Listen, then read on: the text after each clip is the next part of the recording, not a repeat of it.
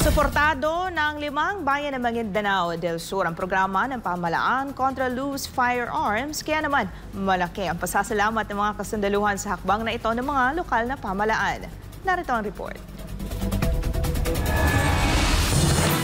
Aabot sa 17 matataas na kalibre ng armas mula sa Maguindanao del Sur ang isinuko sa mga kasundaluhan. Ang mga nabanggit na baril ay itinurn over sa 61st Infantry Brigade ng Philippine Army kamakailan lang.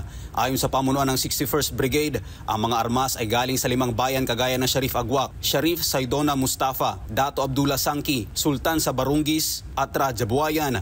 Ang naturang pag-turnover ng mga armas ay naging posible dahil suportado ng mga nabanggit na bayan ang isinusulong ng mga sundalo na kapayapaan kontra loose firearms, alinsunod sa Small Arms and Light Weapons Management Program. Tiniyak ngayon ng pamunuan ng 61st Infantry Brigade na patuloy ang gagawin nilang paglalansag sa mga kagamitang pandigma sa nasasakupan nitong lalawigan para mapanatili ang kapayapaan at seguridad sa rehiyon. Samantala, pinuri naman ni Major General Donald Gumiran, Commander ng 6th Infantry Division at Joint Task Force Central, ang nasabing hakbang ng mga lokal na pamahalaan at muling nanawagan sa iba pang mga individual na iligal na humahawak ng armas na tularan at gawing halimbawa ang mga naunang nagsuko ng kanilang mga baril. Dagdag pa niya, patuloy ang kanilang pakikipag-ugnayan sa mga lokal na opisyal at mamamayan para mapalakas ang kampanya laban sa loose firearms, kasabay ng pagsulong ng mga programang pangkapayapaan at pangkaunlaran sa rehiyon.